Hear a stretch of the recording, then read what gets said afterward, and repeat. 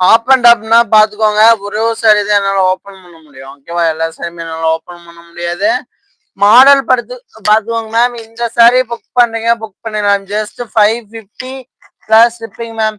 உங்களுக்கு முந்தி இதுங்க மேம். ஓகேவா? முந்தி இது ஓகேவா? பிளவுஸ் இது வந்து கீழ இந்த ஆஃப் ஆர்ட் டிசைன் வந்து பாத்தீங்கன்னா ஒரு சூப்பரான சாரி.